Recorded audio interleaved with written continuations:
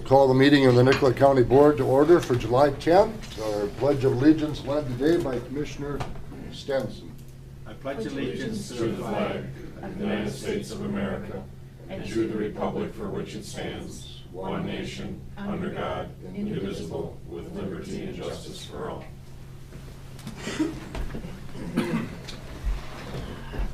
Good morning. Good morning. Welcome to our county board meeting for this July 10th. Getting closer to the county fair, aren't we? Every day. Approval of agenda. Move approval. Motion by Kemp, seconded by Lipke. Any discussion? Hearing none, all in favor say aye. Aye. As opposed to carries. Any introduction of new employees today? Seeing none, we'll move along to the consent agenda. Chair will seek a motion to approve that. Move the consent agenda, but I think there was one addition. We had an addition that I sent yesterday regarding appointing Cassie Sassenberg to the South Central Community-Based Initiative Joint Powers Board. That was in our blue packets. Correct. Okay. And I will second that. We have a motion and a second with the addition. Any questions, concerns? All in favor say aye. Aye. As opposed to carries. Thank you very much. Public appearances. That's yours. Anyone here for public appearances before the county board? Please come forward, state your name, and give us your address, please. Morning. Good morning. My name's Dave Ubel. Live at County in Cortland, 5283 County Road 21. First of all, I apologize for not dressing. I was at work this morning, but I just came to. I want to make two comments. One, personally, I just want to thank the board for what they've been doing with County Road 12. Seems like things are going pretty quick. I just was a little disappointed, I guess, that over a year ago we knew this was going to happen, and we had a meeting back in January at the fire hall in Cortland, and it didn't seem like a lot got done, but now it's been going good. I know there's a meeting there this morning with Ducks Unlimited. My concern, as far as the fire department, just to make maybe Seth aware and everyone, is I live north of town, and on the gravel roads that are detouring it right now, I'm just fear there's going to be a bad accident, and I just want to try to see if you guys can somehow push this along. I know there's a lot of hoops with the DNR and federal agencies, but it's kind of an emergency. The dust is a huge issue on both roads. There's a lot of young kids driving that I've noticed, and they don't obey the speed limit or move over enough. Maybe they're not used to driving on gravel roads, but there's been a lot of close head-ons that I've seen because there'll be three cars driving, the dust will be heavy, and the car coming the other way moves over thinking the road's clear, and all of a sudden there's another car there. So I just want to stress that point. As far as the fire department, I hate to see something happen there because it has been bad that way, and I know there's issues with as far as draining it. I think it's close to running over, and I just wonder if the people downstream realize that if it does start to run over, that it may create more trouble, erosion for them now than letting the county lower it or something. So I agreed with your issue about not pumping it. I think that was kind of a frugal use of taxpayer money, I guess. I wanted to thank you guys for that. I don't think that's a good option. So that's all I wanted to say. Thank you, Mr. Rubo. Appreciate that. Did you have something to add? No, I didn't know about the Ducks Unlimited meeting until Dave mentioned it, which seems funny. And Seth, were you? Yep, the Ducks Unlimited engineers from North Dakota are down just to take a preliminary look around the basin before they do any survey work. Okay. Mr. Rubel, did you call the sheriff's office to let him know about the traffic issues that you've seen? No, I haven't, no. Maybe we could advise the sheriff's department about that. Yeah, I made a note here to talk Thank to you. Sheriff Lang. Any other public appearances today? Mr. Weibel, good morning. Morning, Tim Weibel, 45438 541st Avenue, Cortland. I also live on County Road 12. Commissioner Lipke, I shared some pictures with them. I was north of Sherburne on Sunday, and I believe you all have probably seen the pictures. And when I look at that, we talk about safety, and I understand there's a lot of concerns of safety of putting a barricade similar to that. But as Fire Chief Wubel just mentioned, I feel there's by far more safety issues of the traffic going around on the gravel roads. I agree 100%. My wife's windshield got chipped on, was either Friday or Saturday this past week, and I just mean, you know, it's those roads are, when we were getting a lot of precipitation, the road grader could level out the bumps and stuff like that, but now it's just turning into a washboard already by the stop signs and stuff like that. But I would hope that you could give direction to the county engineer to possibly look into doing something similar to what that I've shared on the photos, because I think that that would be an alternative to do that. I do. So, thank you. Chair, Seth, you want to weigh in on some of the information you shared with us this morning in regards to Tim's proposal?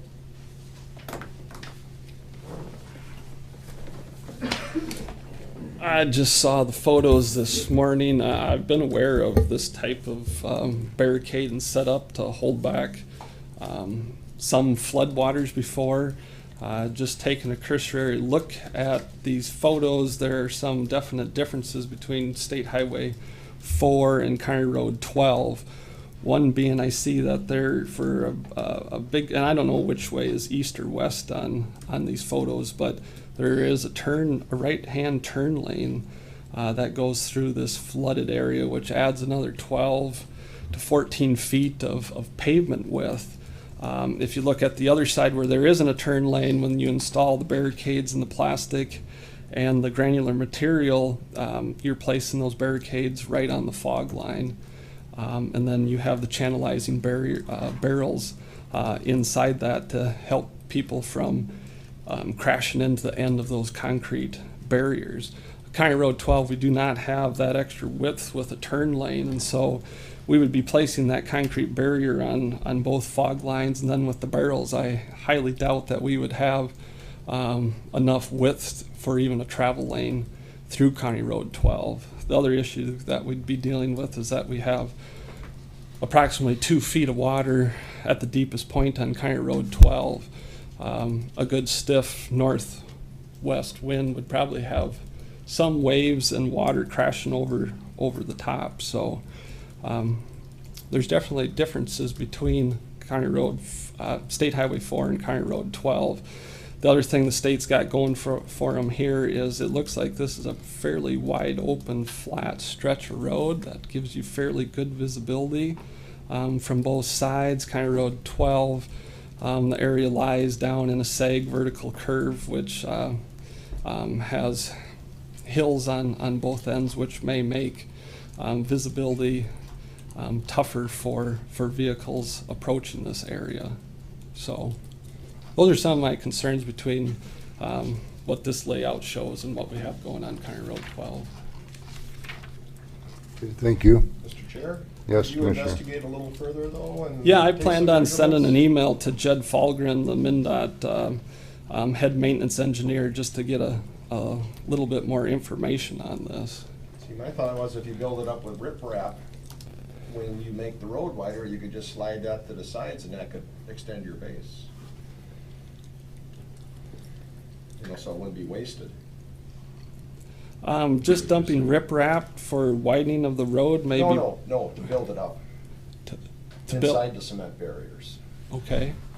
Have 2-3 feet of that and then gravel on top of that, and that would be our. Well, these Jersey barriers, they're only, I believe, about 32, unless these are different ones than they typically use, but typical Jersey barrier is 32 inches high. And so we only have about 8 inches of freeboard from the existing water to the top of these. Oh, they make 5-footers too?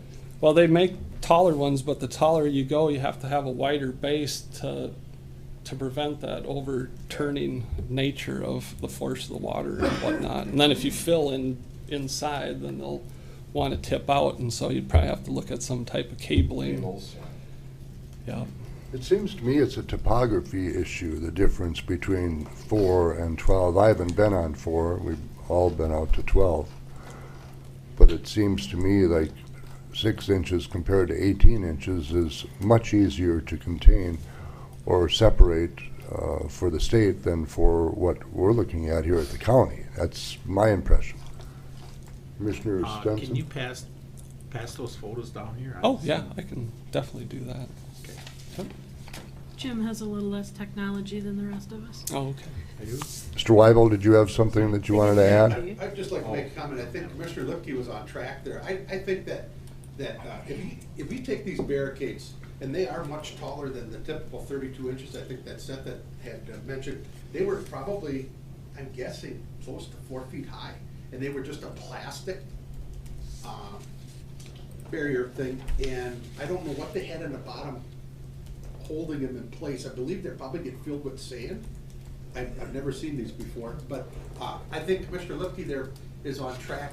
If you take and put riprap and gravel to the inside of these barricades, and you've got equal pressure on the outside from the water, even though there's a little bit of difference in weight between sand and gravel and versus water, it's still gonna hold these in place. I think, I think it's worth a try. There's a lot of issues with traffic on these roads, and I dread us trying to get on the Highway 14 this fall. We've already done, we've taken our semis, we're putting them into a limited liability corporation. We've raised our insurance policy up to $4 million. You know, these are things that concern me, you know, big time. And I don't think there's a lot of concern from other people about this, but, you know, I've got people that work for me, and it's a concern of mine to protect them as well. And it's a concern to get this, that we can get traffic through there. At least I can get my farm equipment through there. And Mr. Chair, I do agree that you would want to put cables in case the water goes down temporarily, which could happen. I think it would hold. And they were using, this is out in the country, and they were using stoplights. Right, and their water basin was much more open than County Road 12. I mean, it's considered Fox Lake is what it came up on the pictures that I took. So I mean, it's considered a lake. It's not a marsh, but it's a big mass of water. Mr. Chair, Yes, Commissioner.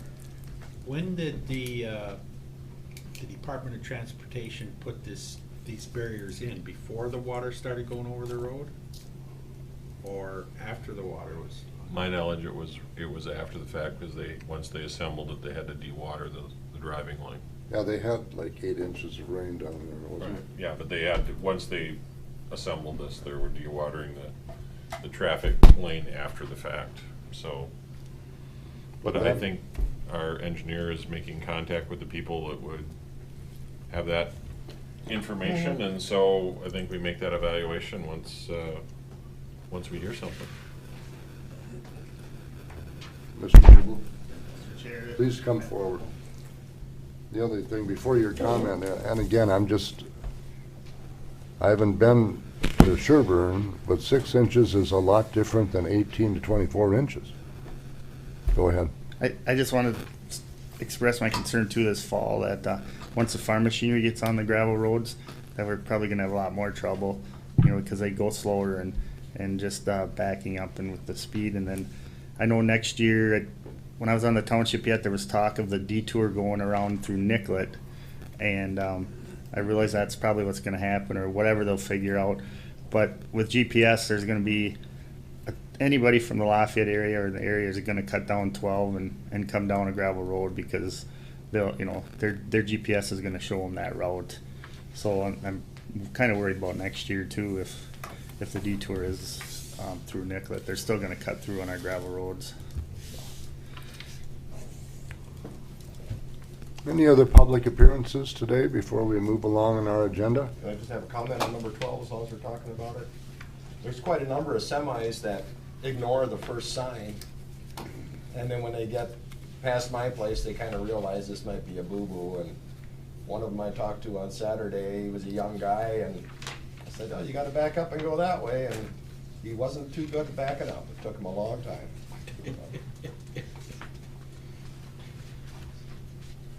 should have got in the cab there and showed them how to do it. Yeah. Any other comments to the item that we've been discussing here? Thank you for your time. We appreciate and Thanks. value your input today. Thank you. Sheriff Emergency Management, we have a resolution. Morning. Morning.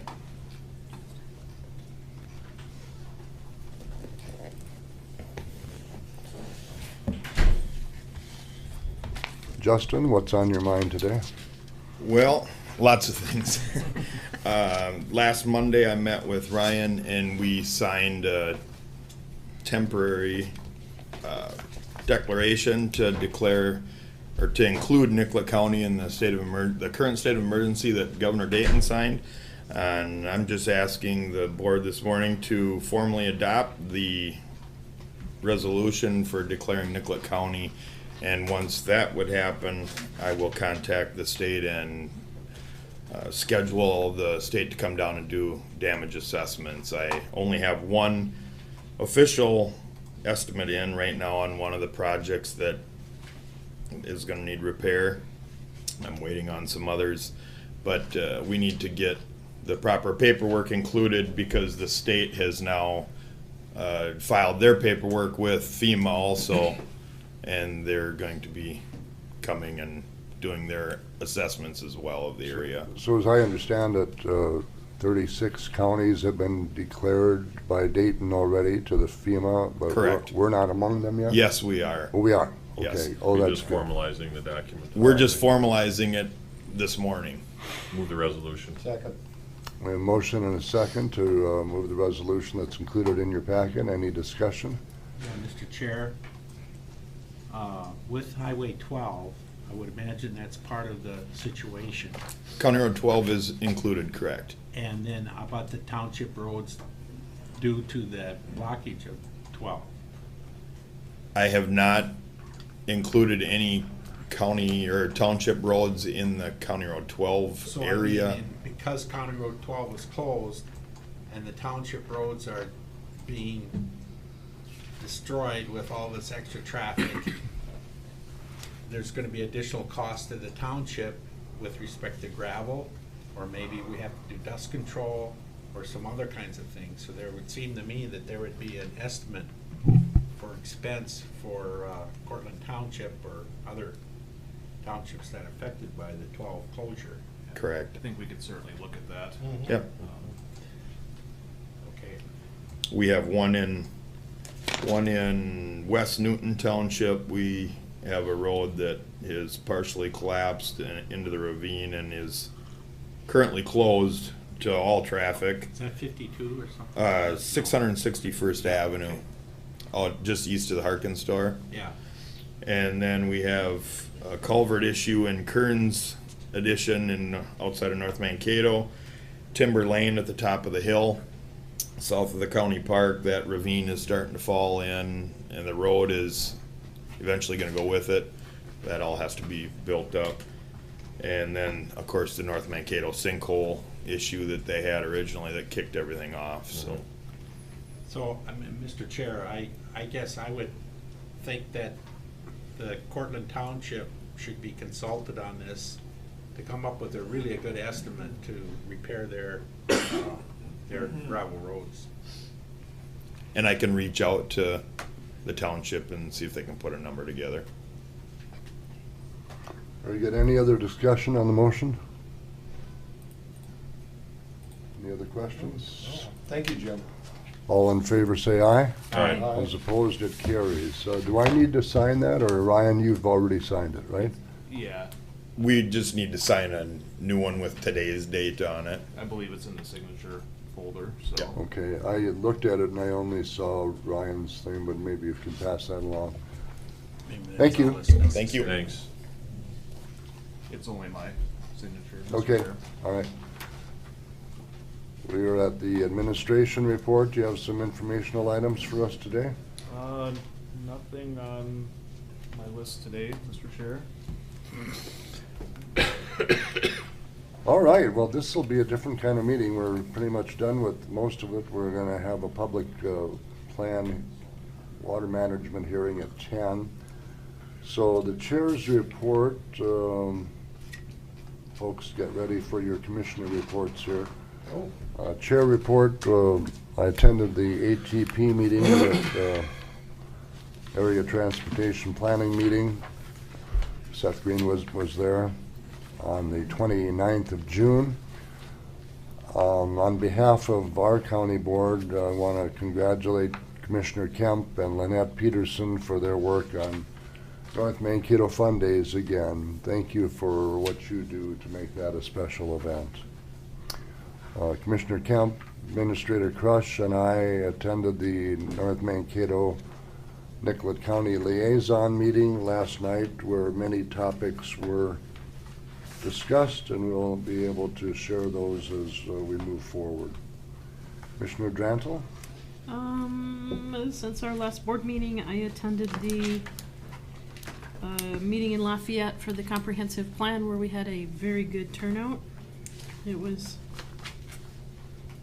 entertaining to say the least. There was a Brown Nicollet conference call that Jim and I were at, and yesterday morning a public information meeting for the redetermination of County Ditch 12 or Joint Ditch 12. We haven't figured out who owns it yet. Other than that, it's been fairly quiet. Yes, thank you, Commissioner. Commissioner Kemp? Continuing to work with South Central EMSRB and doing the reevaluation for that. Several different meetings, phone conferences. Our insurance meeting was canceled. We're going to reschedule, I think, once we have a new representative for our healthcare provider. So we'll be reintroducing ourselves to that individual at some point. I joined other commissioners at the gala in Lafayette, and Nice description. it was a, people were heard, and that's important. Unfortunately, Commissioner Lipke was on assignment for that event. And I shared time with Commissioner Kolars at North Mankato last night, and I also was participating at the AMC Education Training Strategic Plan Conference at the AMC Business Office last week. Other than that, I believe that's all I have, Mr. Chair. Thank you. Commissioner Lipke? Well, I wasn't around much. Thank you to the 3 of you or 4 of you that went to Lafayette in my absence. I was in Canada, and Jack, they don't like Trump, but they don't like their prime minister either. Or at least the people you talk to. At least the people I talked to. Roger Klossner made his annual phone call about thistles. Says he's not as disappointed as he was last year. So thank you, Nate. I think we're making progress. Of course, I got a couple comments and calls on County Road 12 again. It is slowing down. Got a call from a gentleman who has herbicide damage from the county, but the county didn't spray there. So that's something hopefully can get settled without a lawsuit, I hope. And I was with Maria at Judicial Ditch 12 hearing yesterday. Thank you, Commissioner. Commissioner Stenson? I was at the Brown Nicollet executive meeting. I phone call with Marie. Ryan filled in for Jesse because Jesse was at a conference that day, and he did a good job with his report. So just another indication how we're impressed with him as far as being an employee of that organization. I had a couple conversations about Oak Leaf Lake. The high water there is inundating acres of soybeans and corn. And I talked to Nate about that, and because of my knowledge of Oak Leaf Lake, there's an outlet to the west. The water flows west until it gets in, well, it's part of the 7 Mile Creek watershed. But it's not a county ditch system from Oak Leaf Lake. It's a DNR regulated thing. So I tried to call Mr. Bennett, and I couldn't get a hold of him, so I'll try again. But I think the DNR needs to do something to reduce the level of that lake. At least it's not going over a road or anything, but Yet. that's an issue. So, and then what else? Oh, I had a long conversation with a constituent about our statue of Governor Johnson, that he would like to see the vegetation changed or do something so that you can see the statue, and rather than just the trees and the brush. So, I mean, That constituent also called me and didn't leave his phone number so I could call him back. but you know who it is? I think so.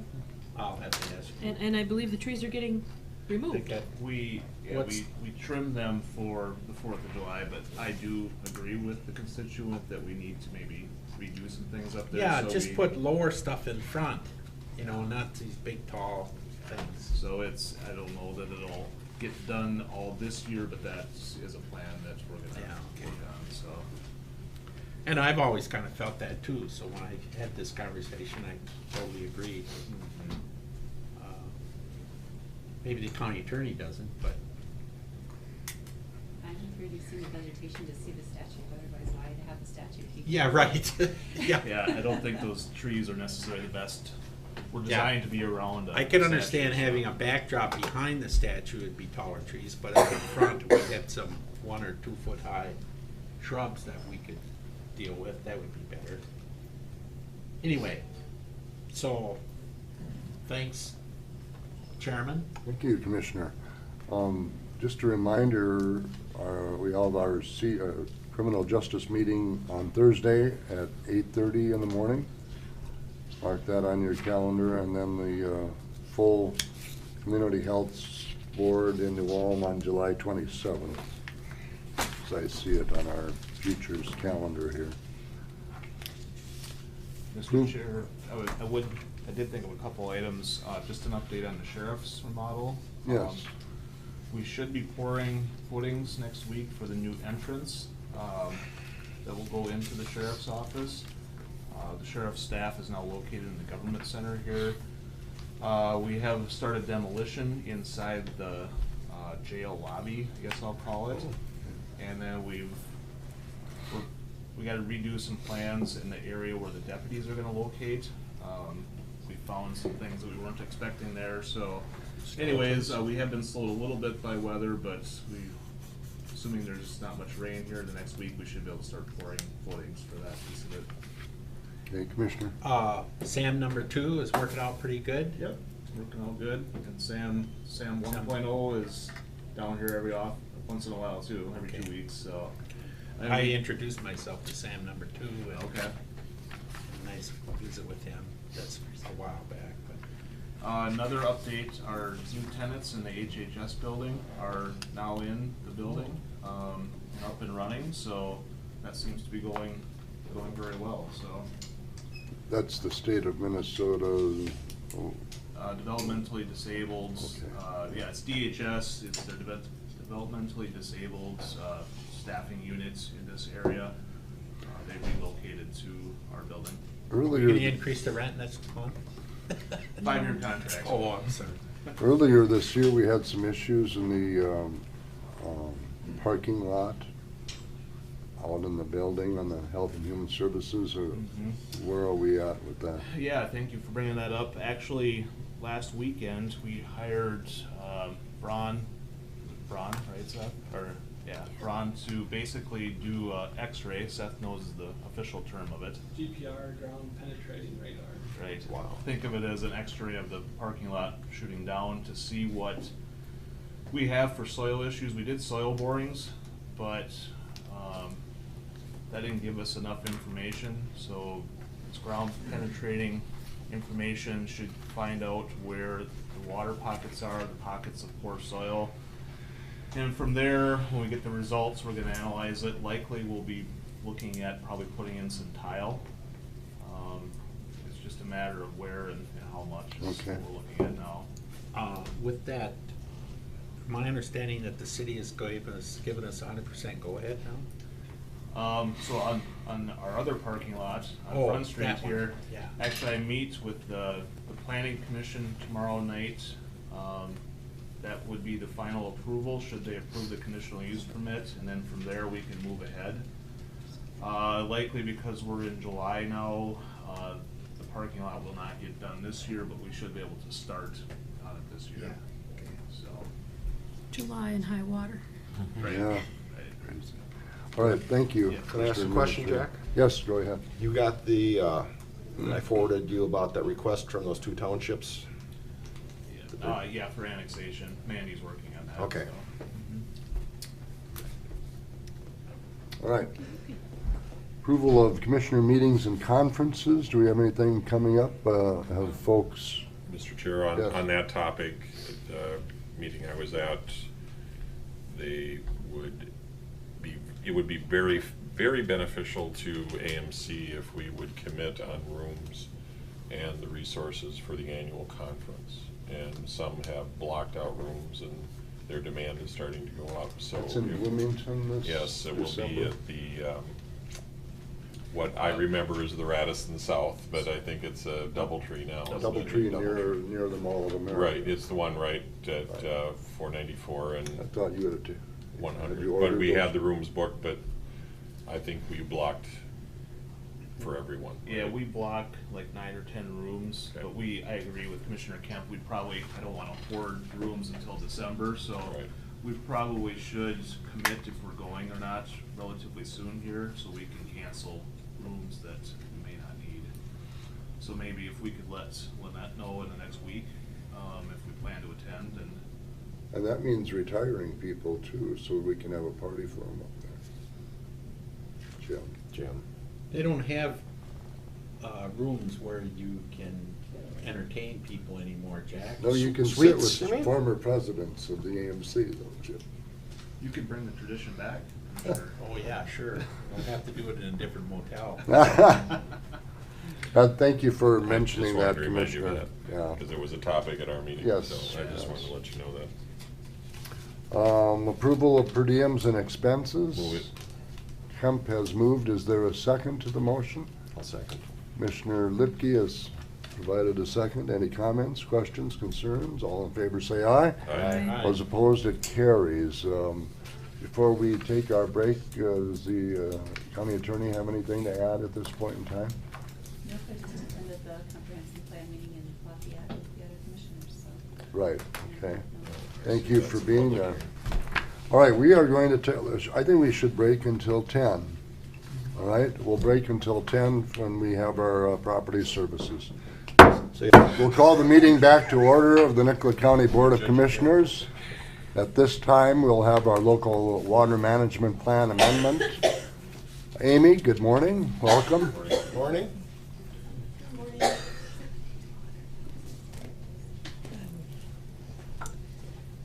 I just want to start by maybe reminding everybody where we've been or where we've come from. On January 2nd, the board adopted a resolution to amend the water plan. The Water Planning Task Force met on April 5th to provide some direction and discuss revisions of the water plan. A 60-day notice to stakeholders began on April 25th to receive some input on the proposed amendment. And to date, we've received comments or responses from several folks. Jeff Berg with Minnesota Department of Agriculture, Wayne Cords with Pollution Control Agency, Jennifer Mokel Johnson with Board of Water and Soil Resources. We got a comment from Nicollet County Commissioner Lipke and also from Ms. Robin Serbost. Just to summarize the comments, the Department of Ag and PCA did not have any comments at this time. We received quite a few comments from Bowser, and just to sort of summarize them, they were, to try to specify maybe our focus areas instead of an action occurring countywide, narrow the activity to a sub-watershed.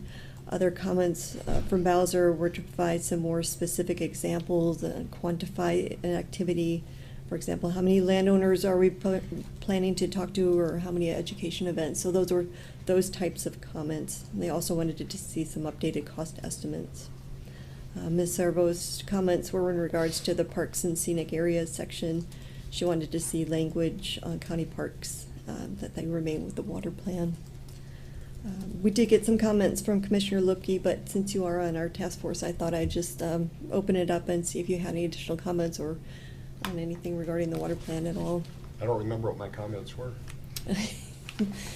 You stated something about one of the people on the task force, if you. Oh, if okay. that kind Well, of I thing. think Jason Kister was in there as a producer, Yeah, right. so. So we were trying, when we put together a task force, we want to have as many people representative of the county as we can, not just sort of, you know, Right. agency folks and that kind of thing. By So. producer, you mean farmer? Yep, I yep. don't So think he's a rather than farmer, maybe like agricultural in general. I don't think he does that. Okay. Well, then my information must be incorrect. I'll see what I can do to. I could be wrong, Better but I designate don't that. think he's doing any farming. You know, he's Okay. obviously big in the community with Ground Zero. Okay.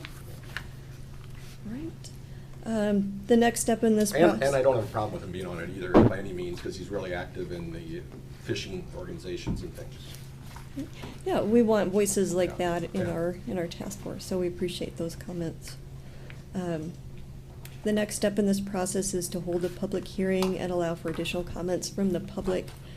We're not voting on the plan or have any action required today, just allowing people to speak if they have the need to.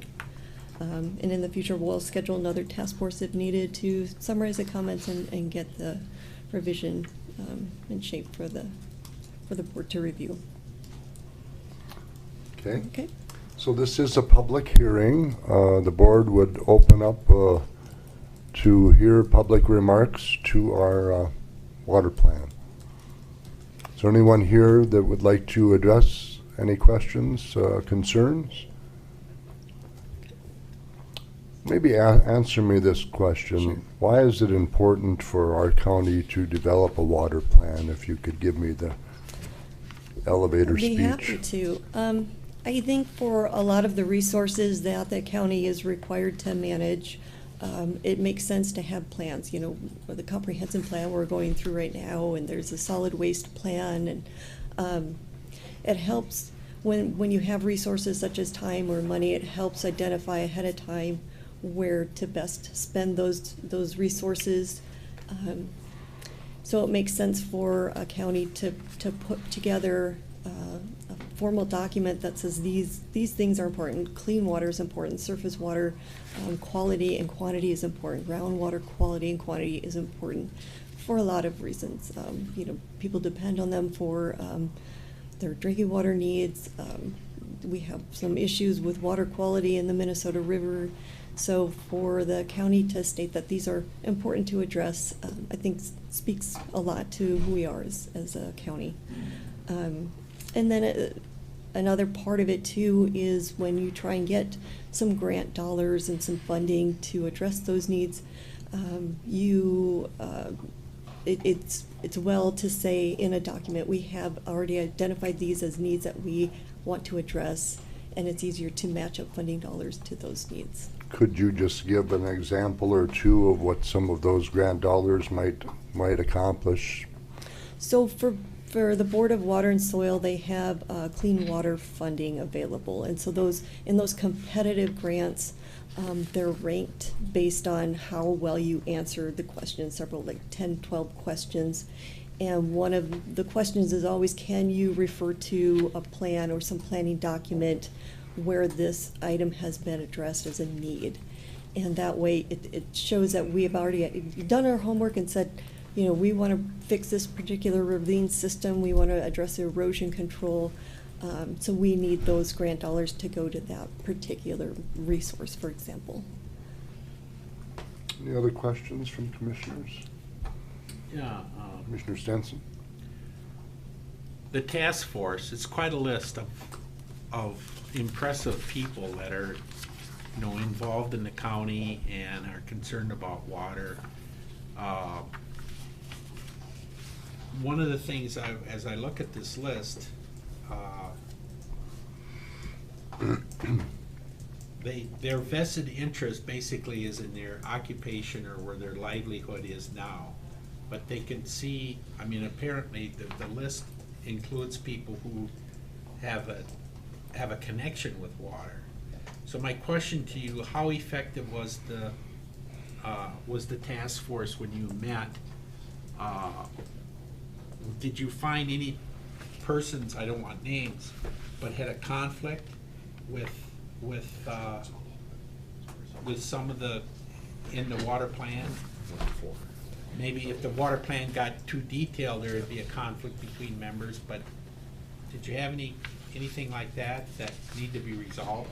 No, there weren't any discussions where I felt we had to compromise or we weren't getting somebody's needs addressed. The conversations that we had, we all, felt very similar about the issues that were brought up and how to address those issues. There weren't any competing or conflicting arguments or issues like that. Is there anything in the water plan that indicates that the plan, the county, supports construction or reestablishment of wetlands in the county? In other words, which would affect current drainage situations? Yeah. I would think that SWCD would be kind of involved in those kinds of projects, but Right. was there discussion about anything like that? There are Knowing some. knowing that establishment of some wetlands in the counties, obviously in the prairie area, would help with respect to water quality and lessen the amount of water or the rushing of water down through the ravines into the Minnesota River. Yeah, when you look at maps before settlement, there were a great deal of wetlands in this county. And drainage, of course, helps with the production of agriculture and crops and is really important to our economy. There is a recognition that wetlands provide some benefits, some water quality, some filtering benefits, maybe even some groundwater recharge benefits. And so there are provisions in our water plan to identify those areas that make sense to put wetlands back and to put some resources towards that. The State Wetland Conservation Act really spells out how to do that and helps people get that process started, but there's also other ways, other funding sources too, that we can help folks if that's a project that they would like to install. So, in general sense, you support that idea, but until somebody comes forward with an idea, either landowners or an agency or something, nothing's really gonna be done about that. I mean, that's not an aggressive objective of the water plan. Yeah, I mean, it's still very volunteer-based. We, even if we identify a project would be appropriate in an exact location, we need to get some buy-in from landowners, so establishing those relationships is key to everything. A lot of road projects too, though, you get those same benefits out of those stormwater ponds that wetlands provide too, so there is some opportunity to provide some of those functions back into the landscape through those types of projects. Mr. Chair? There's CRP programs, wetland restoration, that pay a 20% bonus over regular CRP rates. And I happen to have a 20-acre patch with a 5-acre wetland and 14.9, I think it is, of upland habitat, which the tile is not, the intakes are not there anymore. Okay, that's my understanding, that if there's tile, then you've gotta do something to eliminate the fact that the water is running through that tile. Yeah. Okay, now, my other question is with Great River Greening and their 7 Mile Creek project, have you heard or is there any been discussion that they would like to continue to be in Nicollet County at another project or anything? Yeah, I talk with Susie and the Great River Greening people often, and their intention is to stay in Nicollet County. I understand that they want to explore other adjacent counties and not just be focused in one region such as 7 Mile Creek, but maybe expand throughout the Minnesota River Basin with other projects in nearby counties. But they are looking towards other ways. The model that they've created for 7 Mile Creek, they'd like to replicate that in other areas of the county as well. And so, whatever we can do to support that is what we're going to do. Okay, good. Yeah. Thanks very much, Amy. Thank you. Are there questions for Amy? We are in a public hearing. Go ahead, please come forward, ma'am. If you could give us your name and address and state your concern to the board. I'm Mary Milbrath. I'm a supervisor for Belgrade Township. And we've had several calls with all the rains that have happened, that people that live on the bluff, that the ravines are sliding downhill.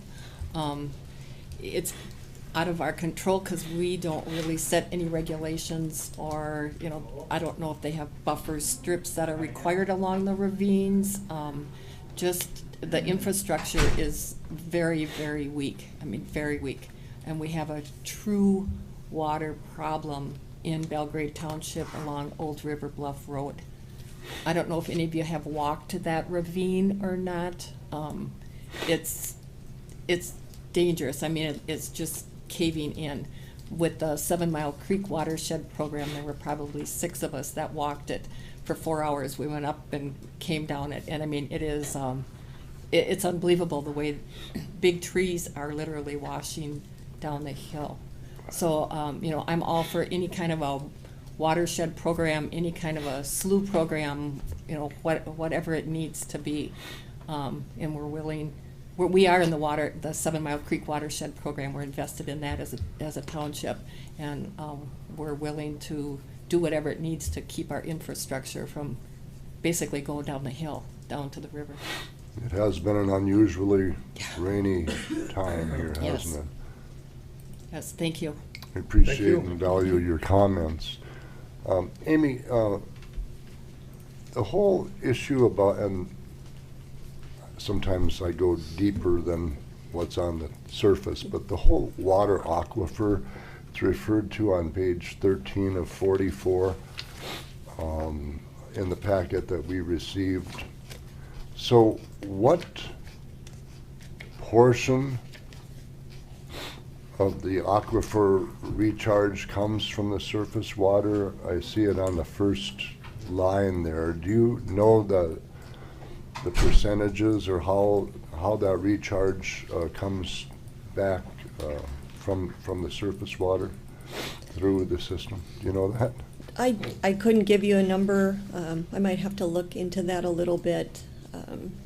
I think that is a big topic, though, as far as, you know, groundwater and recharge, especially if it seems like we've got more appropriations than what we believe there to be, you know, supportive of that. But there's a whole DNR permitting system for water appropriations, and my understanding is that they are revising that to look at that to see about, you know, how responsible do they have to be to maintain that resource? And I forget the name of the aquifer that we all drink from. Mount Simon. Is it Mount Simon? At least North Mankato and Jordan. Yeah. Jordan. Is another one. The other question that comes to mind with the larger feedlot setups that we have in the county, I'm thinking of a couple in particular, their use of water that is available is that regulated, or is that a state permit that allows that usage? I'm not quite sure. I know that there are a couple of plain dairies listed as permittees, and I'm not sure what triggers if you get a permit, or whether, you know, it is somebody else might be able to. Mandy, could you maybe shed a little bit more light on that? I don't mean to think that Amy wouldn't know that, and I'm sorry to hit you with that, but so is that a state permit that allows the larger? What Amy had referred to as the water appropriations permit through the DNR. So it's based on 10,000 gallons a day or 1 million gallons in a year. And so some of our larger feedlots do have water appropriations permits. Right. And some of our gravel pits do too. The gravel pits. One of your commissioners does. I have one. And for irrigation, Yeah. and Right. there's a variety of uses that they fall into those categories. Mr. Chair, if I may. Let me just, if I could continue, Commissioner, just the recharge from the surface water that we were just touching on, and Commissioner Kemp, I know, has another question. But on that page 13 of 44, it talks about all of the impairment causes, the fecal chloroform, the nitrates, the turbidity, the E. coli. Do we have a sense from what's seeping from the surface that's being contaminated as to how much is reaching our aquifers, and will it continue to be contaminated as it gets to the aquifer before it's available to be used again 30 years down the road, or whatever the amount of time is? Yeah, there's no way to clean up an aquifer really, other than just allowing it to naturally recharge and cycle through those nutrients when they get in there. The closer the aquifer is to the surface, the more likely it will be contaminated by, some of our wells are older and failing, and they allow for contaminants to drain into them. And there are programs to help seal those old wells to prevent some of that pollution. In the southeast area where you have the karst features, you have more natural drainage into those upper aquifers, and people are advised not to install their wells in those upper reaches and have to dig from lower wells. But and just if I may, when I said 30 years, I think it's more like 300 years. It's on a geological time scale. So the lower aquifers are much cleaner and not as prone to those types of contaminations. But again, any open well is a potential source for that. So we just have to wait until that water cycles through. Yes, thank you for that. It's just to me, it's very interesting. Commissioner Kevin. And I just didn't want to lose a thought before Mary left, and I didn't know if Mary was going to stay with us. But some of the topics you were discussing and you were asking about, Mary, just wanted to remind you that we are still doing our comprehensive plan, and I think some of the issues that you were trying to discuss with that you will be able to offer some input. I believe at our township meeting we're doing another round of data and public input, so we hope that you and your fellow members will be a part of that and participate. So I'm sorry, I kind of diverged, but I wanted to make sure you were aware of that and remind you that that's coming up at the next regional meeting. Mr. Chair, on your topics there, Tim Giesecke, the DNR, that's kind of his baby. And he lives about 4 miles north of me. So he wants county well fixed too? Oh, I think he does. I haven't heard from him. Well, he's in Mr. Stenson's district, but that doesn't seem to matter. Any other questions for Amy, or any other items that you'd like to add to your report here today? Okay. Then we'll close the public hearing. Do we need to take action on this at this time, or? No action at this time. This was just to meet the public hearing requirement. Correct. Okay. Thank you. Thank you very much. Thanks for your work. We are at that point of the meeting where we will adjourn until we get back to the public hearing, which will be We're actually adjourning the board meeting now, and we'll just convene at 11 a.m. We will call the Drainage Authority meeting to order. The chair now is opening the continuing hearing on the detailed engineering survey report and improvement project. The chair noting that this is a continued hearing from June 12th, 2018. Of course, as you know, we have been at this County Ditch 86A improvement for quite a long time. The engineer or the engineer's assistant and at least one viewer shall be present for the hearing. Two of them are here. Chair now will call upon Jackie Cobbett to read verbatim the letter from the Commissioner of Natural Resources. Jackie, good morning. Good morning, Mr. Chair and members of the board. The letter is somewhat lengthy, so I'll get going on the letter. It Dated July 6, 2018, addressed to myself, Nicollet County Public Services Manager, 501 South Minnesota Avenue, St. Peter 56082. Subject, County Ditch 86A Improvement, Final Engineers Report, Nicollet County, Minnesota.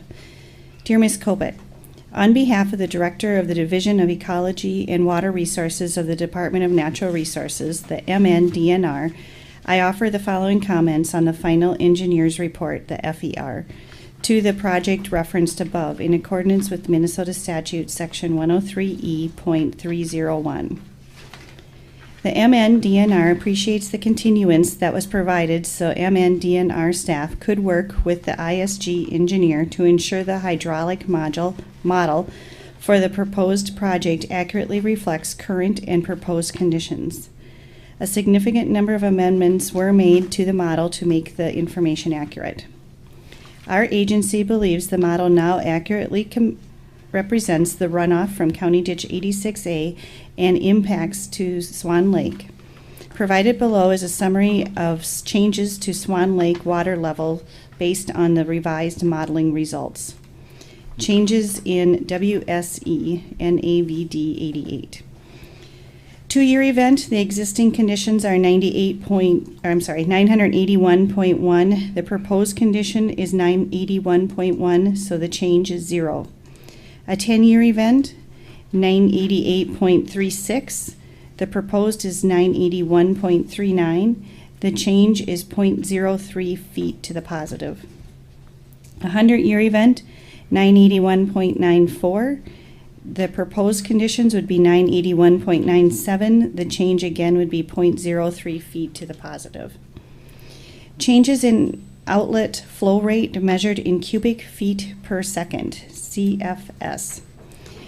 The 2-year event, the existing conditions would be 46, the proposed would be 46, and the change would be 0. 10-year event, the existing conditions would be 89, the proposed would be 93, and the change would be a positive 4 CFS. A 100-year event, 204, proposed would be 209 for a positive 5 CFS. Based on the modeling result, it appears that no significant changes are expected to water levels in Swan Lake, as the outlet should be able to compensate for the minor increases in flow rates. Swan Lake provides a benefit to area wildlife, provides groundwater recharge, and helps reduce peak flows to downstream areas. The revised results from the hydraulic modeling should be included as an amendment to the FER. The MNDNR water appropriation permit for the pump outlet will not be required for this project. Post-construction monitoring needs to occur at the pump out to ensure the area is stable and erosion is not occurring. If erosion does occur, repair and modifications to the area should be completed as soon as possible to limit sediment entering into Swan Lake.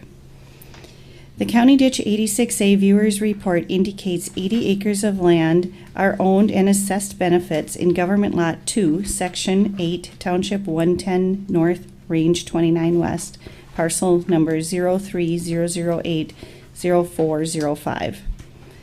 The 1870 Government Land Office Survey for Section 8, Township 110 North, Range 29 West indicates Government Lot 2 only contains 55.55 acres. The remaining 24.45 acres that the viewers assess are within the meandered lines of Swan Lake and do not constitute property under Minnesota Statute 103E.005, Subdivision 23. These acres are public waters and are not property against which the viewers can assess benefits or damages. The benefits and/or damages to these 24.45 acres must be assessed to other properties within County Ditch 86A watershed that are located outside the meandered line of Swan Lake. The MNDNR finds no record that indicates that the approximate 24.45 acres of Swan Lake located in the southwest of the northeast of Section 8, Township 110 North, Range 29 West, have been legally drained. As such, At some time in the future, the state of Minnesota may require the removal of all dikes, embankments, pumps, or tile systems that drain that portion of Swan Lake to restore to the natural flow of the water on this portion of the lake. See Minnesota Statute 103G.005, Subdivision 15A3, defining public waters to include meander lakes, excluding those that have been legally drained. Also see 103G.005, Subdivision 11, defining meandered lake, which reference to the United States General Land Office plats. As per Minnesota Statute 103E.323, Subdivision 1-4, the property owner's report should outline the number of acres and amount of benefits being assessed for damage of acres which, before the drainage benefits could not be realized, would require a public waters work permit to work in public water section under section 103G.245 to excavate or fill or navigable water body under United States Code Title 33, Section 403, or a permit to discharge into waters of the United States under United States Code Title 33, Section 1344. Mr. Brandel should be directed to contact MNDNR area hydrologist Gary Bennett at 320-234-2550 extension 230 to discuss the public waters work permit program. As required under Minnesota Statute Section 103E.301, the MNDNR finds: Number 1, the detailed survey report is complete, assuming the project engineer modifies the hydraulic impacts of the project to Swan Lake to reflect the revised numbers contained earlier in this letter. Number 2, the detailed survey report is an acceptable plan to drain the property affected, other than the land located within the meander line of Swan Lake in the southwest of the northeast of Section 8, Township 110 North, Range 29 West. The Commissioner does not approve or disapprove the plan. We do recommend the Drainage Authority ensures the project is consistent with the Nicollet County Water Plan. Number 4, the proposed drainage project has benefit to the road and public utilities within the County Ditch 86A watershed. However, the project can and will create additional damage to wildlife nesting habitat on Swan Lake during flood events. While not all such damages can be attributed to County Ditch 86A system, outflow from the ditch will add to the cumulative impact of water level fluctuations and increase the flooding of public infrastructures such as roadways and culverts and increase sediment to Swan Lake. Number 5, the Commissioner determines that a soil survey is not required for the project. Please contact Kevin Mixon, Regional Environmental Assessment Ecologist at 507-359-6073. Email kevin.mixon@state.mn.us if you have any general questions about this letter. Sincerely, Jim Seal, EWR Assistant Regional Manager. Thank you, Ms. Kopit. I appreciate that. Chair will now call upon Chuck Brandel to respond to the Commissioner's letter and offer any corrections or additions to his prior report to the Drainage Authority. Chuck, good morning. All right, good morning. Everybody hear me all right? I won't go through our entire presentation or entire project. Just a quick recap that we're looking at the 4,300 acre watershed, and they previously reported there were 3 major components to the improvement. One was redoing the pump station at the outlet, and then there was lateral 1S, and then there was branch 3B. Since the last hearing, branch 3B has been removed, as the landowners are going to be doing that work privately. So that has been removed, asked to be removed from the project. From a design standpoint, we have not changed anything except for removing branch 3B. And you can see we just drew a line through our proposed capacities. We submitted an amendment to the report, and that amendment, I can go over the details of that. It's way up here. So Amendment 1, we updated the hydraulic information with the model that we've been going back and forth with the DNR. Jackie read off all of that data. It didn't change how we designed the pump. It didn't change the outlet effects. So, we do show that there are 24 acres that are considered to be public waters. And then we updated the costs of the project to remove branch 3B. So if I get to the costs.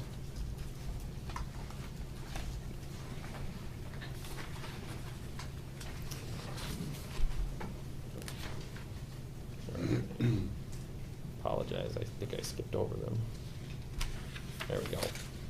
So the costs have been modified. When we include everything in the project, we've got an improvement cost of just under $1.5 million.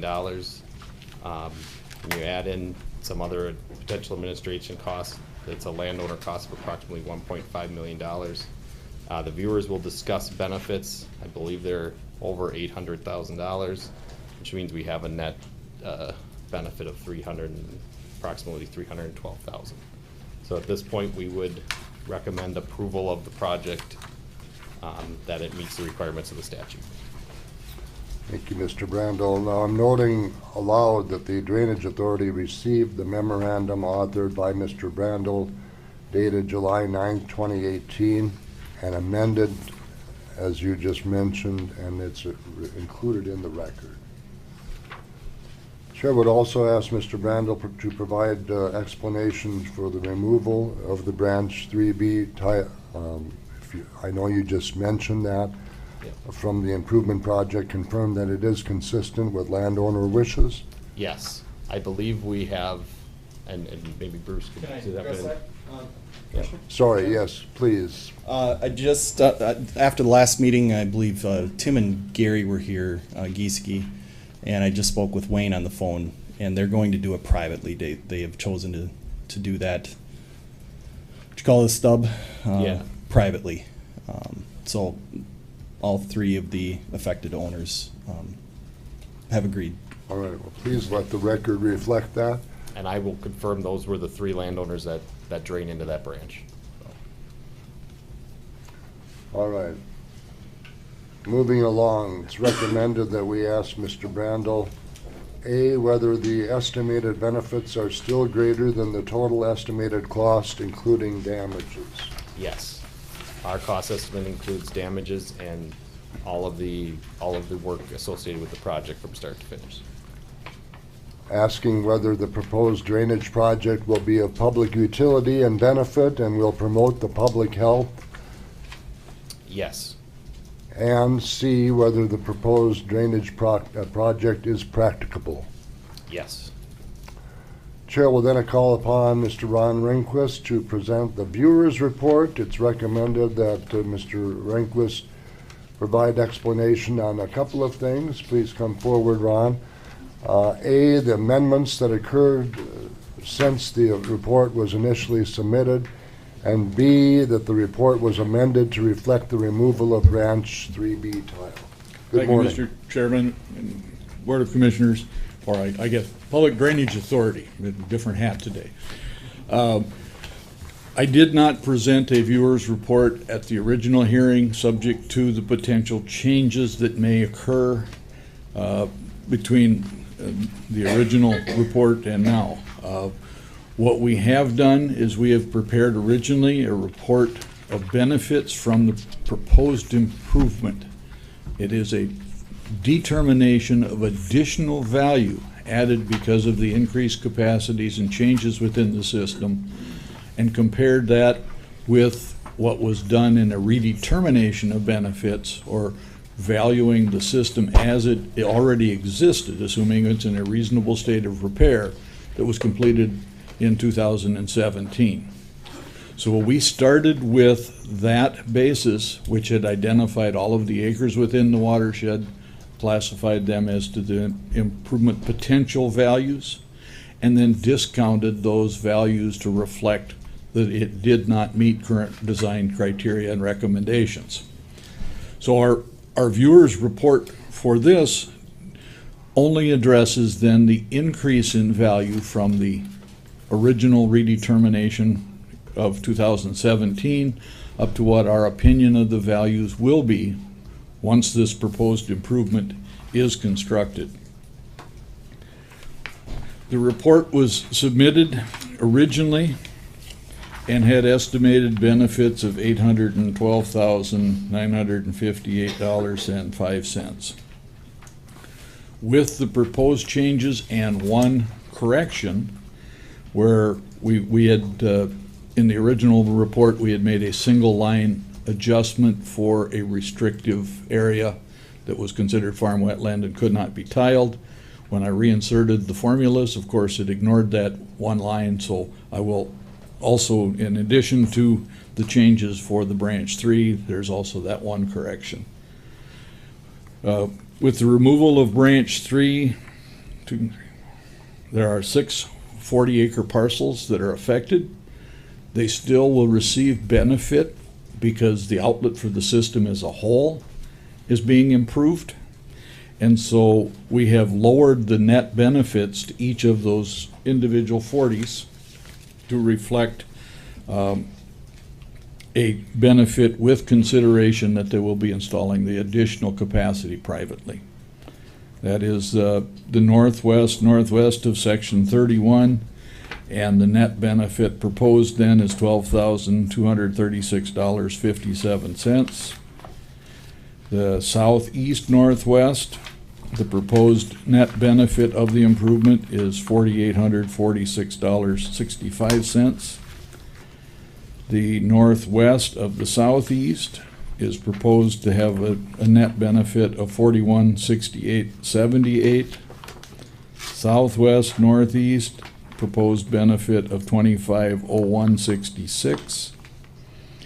The southwest of the southeast, a net benefit of $15,542, and the southeast of the southwest, a net benefit of $2,021.63. The adjustments were varying depending on their location in relationship to this branch 3. Also, there were some of those 40s where part of the water went to branch 3 and other parts went to the other branches, and so their adjustments were smaller in size.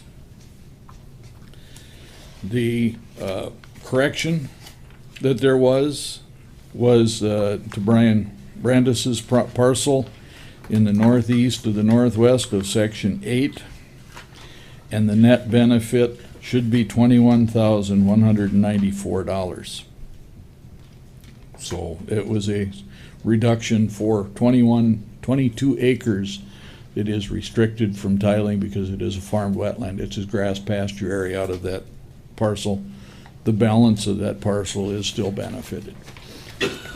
Benefits were considered at a slightly greater amount to those properties that are down, that are more dependent upon the pumping system, because during the redetermination they were discounted more because of that lack of capacity, because they were first and most affected by that reduced capacity. So we think that with this improvement, the benefit should equalize within the system, and all of the property should have equal benefit going forward from now. With the comment letter from the Department of Natural Resources, the physical condition that exists now has that 24.45 acres as tillable acres. That is drained through a private pump system, not through the ditch system itself, but the ditch system does provide protection, or it reduces overland flows that would find their way into those acres. It's our recommendation that only when those acres are no longer tillable, if the DNR that says they may take action to restore the lake, if that action's taken, then we would recommend that the board remove not only the improvement benefits, but also the redetermined benefits from those 22 acres, because they will no longer be tillable and will not receive any benefit. So with the adjustments,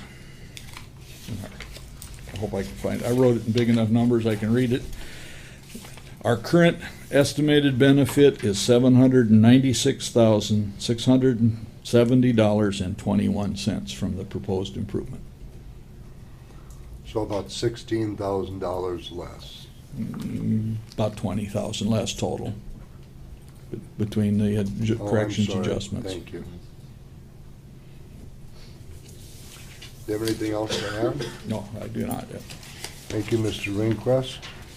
Mr. Sellers, you presented before. I'd like to give you the opportunity to speak before the public comment. Do you have any comments? Chairman, I don't have anything further to add for efficiency. All right, very good. Chair will now open the continued public hearing, take testimony from all interested parties and comments regarding the FER. Typically, in situations like this, we'll keep allow folks 3 minutes for each bit of testimony that you have. So at this time, anyone like to appear before the Drainage Authority to comment on a proposal? Please state your name and address for the record. Good morning. Morning, Tim Weibel, 45438, 541st Avenue, Cortland. The question I have, and so that I know there was a lot of discussion about the outlet of the lake, that height, and the height of the water, that when we're in full pumping, what that height is.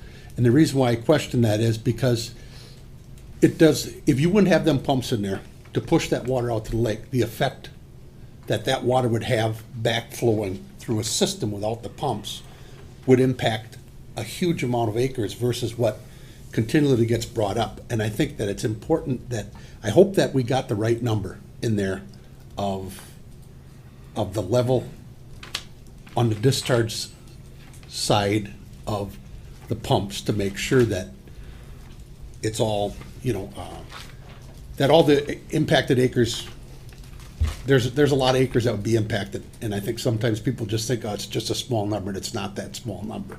It's a big number. Yeah, to go back to what we talked about last time, the outlet of the pump, Mr. Weibel called me on one of the days that the water was at its highest level. We went out and surveyed it, and at that day, the water level at the pump station was 983. The weir is 980.6. The outlet of the pumps is going to be set just approximately 2 feet higher than that water level that we had, which is going to be at or slightly higher than what the pump outlet is now. So I'm confident that we're high enough. So, yeah. And we're 2 feet higher than when we first looked at it, but seeing the water being that much higher across the lake, I'm glad we were able to observe it at that time. My other question then, Chuck, is that's what the viewers have to work on then, right? That number that you read that morning? Yes. That's the number that they did the redetermination on. Yes, all of our updated report had those elevations for what we were pumping down to and up to, so yes. Are there any other public comments to the proposal that we're considering? If so, please come forward. Mr. Fligge, if you could state your name and address for the record. Lynn Fligge, 41460, 551st Avenue. I just want to reiterate to the commissioners what I said last week. Our ditch is 972. The culvert underneath Highway 14 is 972.4. So our water would all run except for the dam. So it's simple that the water's gonna run, but the dam's there to hold it up, so we have to pump it up. And the system has gotta be replaced because it's falling apart. So it's plain and simple, we gotta do this. Thank you. Thank you. Thank you, Lynn.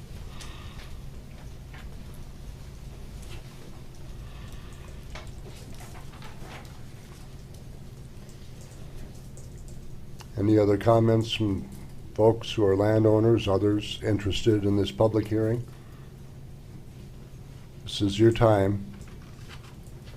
The Drainage Authority is opening to hear your comments. If I could, I had, after the last hearing, before this hearing, I did talk to a few landowners about some minor details about where intakes are along the tile and the alignment, and made some slight modifications, but they're in the amendment. I was struck by the DNR's letter. There's not a lot of give there. I mean, it's fractional, it seems. Is that a surprise to our engineer? No. No, it's not a surprise at all. So they're very concerned about the lake and wanted to ensure that how we were looking at it was correct. So. But what is being proposed, those levels could be met and the land could be drained. Yes, yes. The way we looked at the modeling of the system, you know, we assumed kind of the worst case on the pump, you know, lowest volume for an existing Right. condition, and compared that to the pumps running, you know, what we're proposing, which is an increase in flow. But the size of Swan Lake and the way the system works, it does not have a negative effect. Okay, thank you. Drainage Authority is open to any other public testimony at this time. Could I ask one Mr. other Weibel, please come forward. So this property we're talking about, if the DNR, could the DNR feasibly take our ditch away beyond the pumps towards the lake? Could they level that out or take that fill all the way out, or are we still always gonna have an outlet directly into the lake? Because if we take that dike away and it fills that 24 acres up, it could very feasibly backflow towards other properties. I would, just looking at it, you know. My opinion is that if you could put that dike back somewhere else. Okay. So I'd want to verify, and I've got the map up on the screen. I'd want to verify what the elevations are along this line, to make sure if there is a low spot there, that we would, as part of the ditch system, make sure that gets graded back in. Okay, thank you. Yep.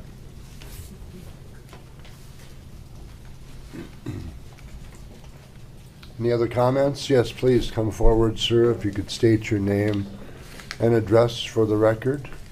Thank Ken you. Flagey, 54-851 County Road 15, New Ulm. I just have a question. This is new to me about this 24 acres or whatever.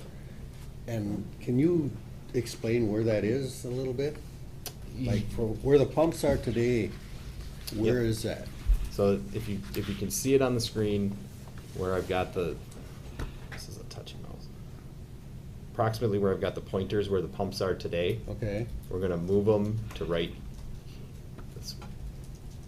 next to it, right there. Oh. Okay. And the 24 acres is this piece right here. Okay, so that's where Tim was saying if that flooded over, it could go back onto more. There's some possibly go- berming along this area here.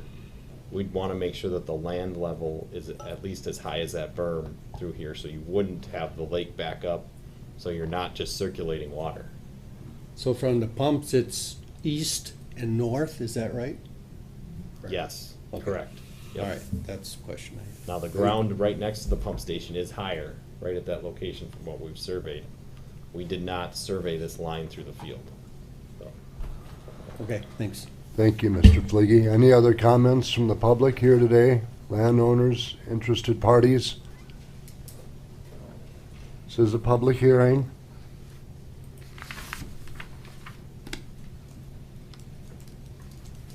This is a public hearing.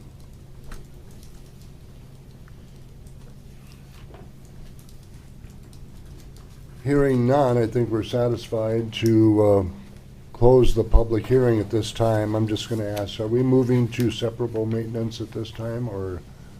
That's just for your benefit. That's You for- don't have to necessarily address that. Mr. as Chair, part do of- we have opportunity to ask questions?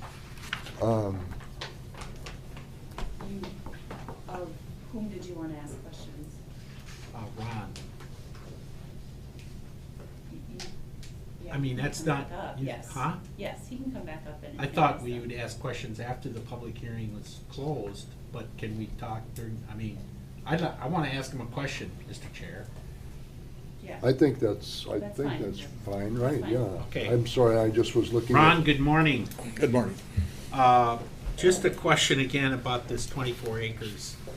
On page 9 of your handout, for section 8, government lot 2, you show the track is 80 acres. And I'm assuming, I guess I'm wondering to the extent that you update this for 55 acres? No, If- because the 24 acres is still drained into the system. Is that right? I don't,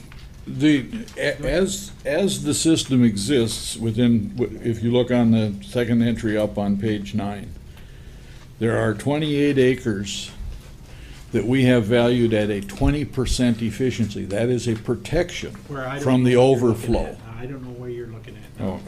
Oh, on the viewer's report, on page 9. under Yeah. Donald Brandis, those acres, now they have 24, I see we had 80 said, 80 acres there, listed. he is physically farming 80 acres in tract right now. Okay, That is the tax record, not the size of the government lot.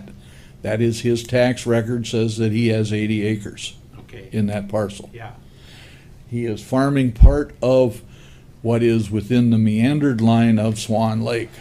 When Swan Lake was drained before the dam was put back in, I'm assuming that he went out and built the dike so water didn't back in there and put in his own pump system. So that he made that riparian land part of his tillable acres. That physically still exists out there today as part of his tillable acres. The ditch does not physically drain those 24 acres. It protects them from overland flow that would run into those 24 acres. That's why the benefit value is reduced to that 20% of if the ditch drained it. So if the DNR decided that they were going to take action and successfully took that meandered land back from him and restored the lake, there would be no benefit to that at that point. And not just to this, but from the existing ditch would not benefit those 24 acres either. So we would remove those 24 acres from being benefited at that time. Until then, it's our opinion that they're farmable, okay, they're receiving protection. He has the physical ability to farm them, whether he has the legal title to it or not. He has 80 acres of farmable land, and that's why we say it's an 80-acre part. okay. Does that clarify your question, Yes, thank you. Mr. Commissioner? Thank you. Thank you, Mr. Ringquist. So at this time, I think we have to have a motion and discussion regarding the FER. The questions the board must consider in determining whether or not to order the improvement are attached at Exhibit B and listed in italics. The board answers no to any of these questions in Exhibit B. The petition must be dismissed. If the board answers no to any of the questions, the board will need to articulate specific reasons for the negative conclusions. If the board denies the petition, the cost of the petition and related proceedings must be assessed to the petitioners. If the board answers the questions in the affirmative, the board then, 1, orders and adopts the final engineer's report, orders and adopts the viewer's report, orders and adopts the allocation separable maintenance, and number 4, orders and adopts the project as reported and amendment. Now, we do have the preliminary draft that is completed. I'd recommend a brief, well, wait, I'm sorry. I'm going to ask the attorney. I would ask, Mr. Chair, that you refer to Exhibit B, number 3. There's a list of questions that All I right. think the board would need to find each one of those citations. On page 5, Exhibit B, what we just talked about, we'll need a motion and a second passed on each of these, correct? Correct. So item 3, the drainage authority shall establish by order a proposed drainage project if it determines that, and I will send these out. A, the detailed survey report and viewer's report have been made and other proceedings have been completed under this chapter. Chair, Make that a seek a motion. motion. Motion by Kemp, is there a second? Second. Second by Commissioner Drantle. Any questions to the motion? Any comments? Hearing none, all in favor say aye. Aye. It carries. Item B, the reports made or amended are complete and correct. So moved. Kemp has moved. Is there a second? I'll second it. Commissioner Stenson has seconded. Comments, questions to the motion? Hearing none, all in favor say aye. Aye. Item C, the damages and benefits have been properly determined. Chair seeks a motion. So moved. Second. Commissioner Drantle, Commissioner Kemp. Comments, questions, concerns of the motion? Hearing none, all in favor say aye. Aye. Item D, it carries. The estimated benefits are greater than the total estimated cost, including damages. So move. Second. Stenson and Kemp have moved. Are there questions? Comments, concerns? Hearing none, all in favor say aye. Aye. Item E, the proposed drainage project will be of public utility and benefit and will promote the public health. Chair seeks a motion. Move it. Kemp has moved. Is there a second? Second. Commissioner Drantle. We have a motion and a second. Are there any discussion, any comments, questions, concerns?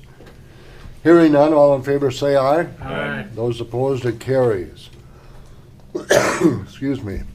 Item F, and that the proposed drainage project is So practicable. move. Second. Motion by Stenson, second by Kemp. Any comments, questions, or concerns? Hearing none, all in favor say aye. Aye. It carries. At this time, we'll like to recess to prepare the findings. Is that, would that be your suggestion, Madam Attorney? That would be my recommendation, yes, and it shouldn't take too long. What I would propose is that I would finish filling in a couple pieces of information from today. I will hand those out for you to read prior to actually reconvening, so you can read through them and then reopen the meeting. May I declare the recess, or do we need a motion for that? You can just call it recess. I'll call a recess. How long will it take? I will have these revised in less than 5 minutes, and then however long you would take to read through them. They're quite lengthy, so you probably would want to make at least a 10-minute recess to be able to read through them. All right, we'll have a 10-minute recess until we hear from the attorneys.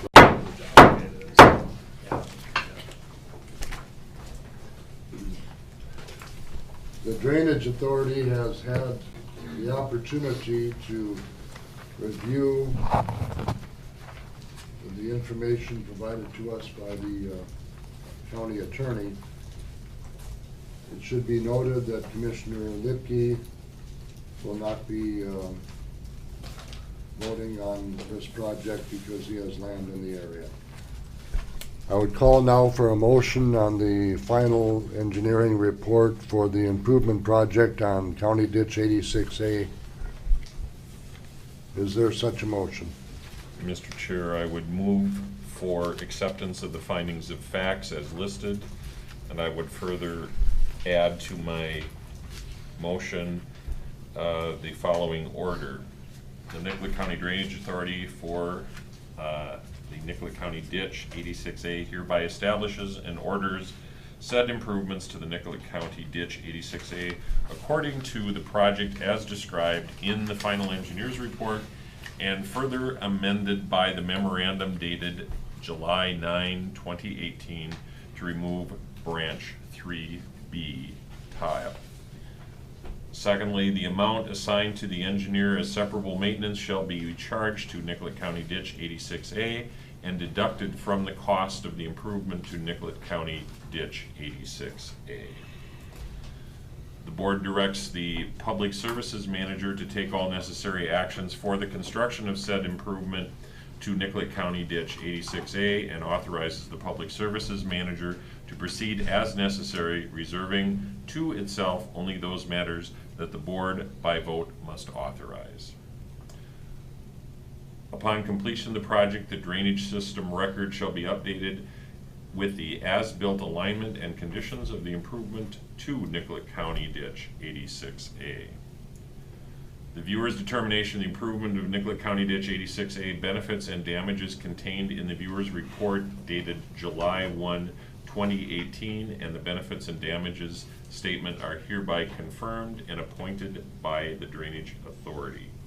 Said report is established in Exhibit A and is hereby incorporated by reference. The viewers, engineers, and attorneys are allowed payment for their accounts of work. The Public Services Manager shall assure that the benefits roll is updated to reflect the benefits confirmed in this order.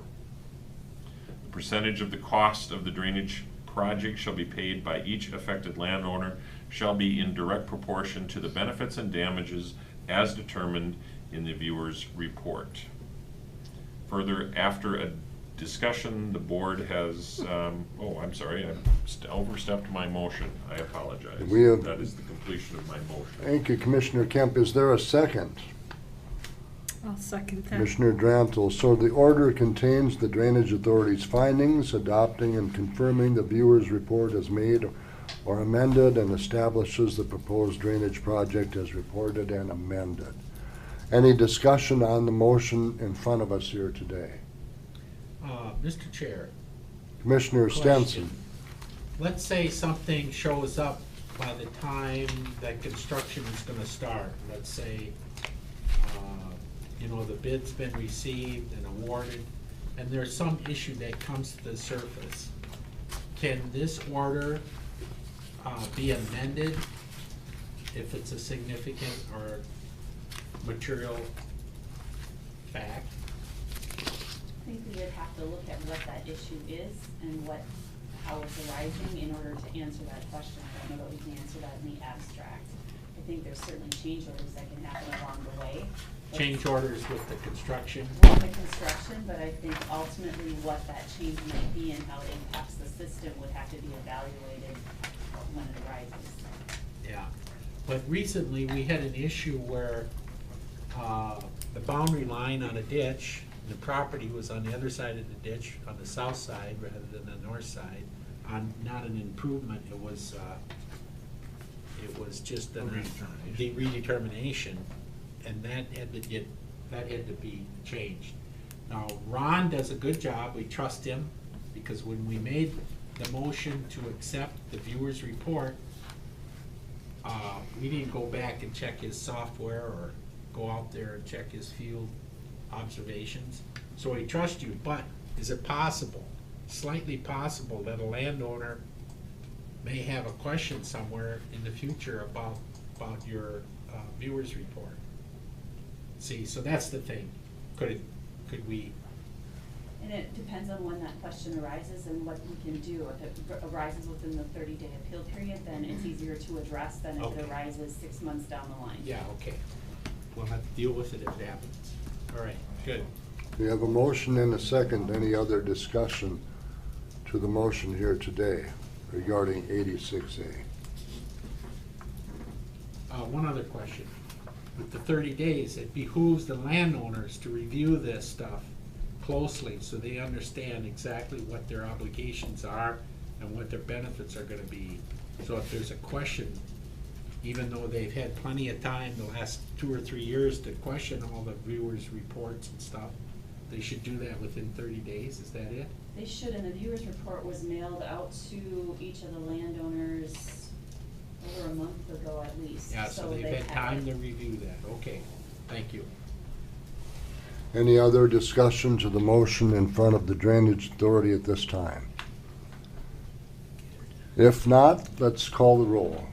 Kemp? Yes. Drentel? Yes. Stenson? Yes. Kolars? Yes, it carries 4-0 with Commissioner Lipke being outside of this vote. Are we completed on 86A? You're completed on 86A, you just have to go back and address the consent. Yes. Before we address the consent agenda, I want to thank all of our folks in the County Government Center, including our attorney, Jackie, and most of all the viewers, people who have done the engineering work on this, and landowners for your patience. Hopefully this will address the needs in this very important project in your neighborhood. Thank you, Jack. Thank you all, commissioners, for putting up with me. Well, we got a chance to know each other.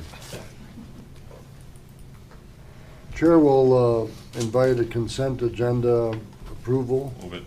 Kemp has moved. Is there a second? I'll second.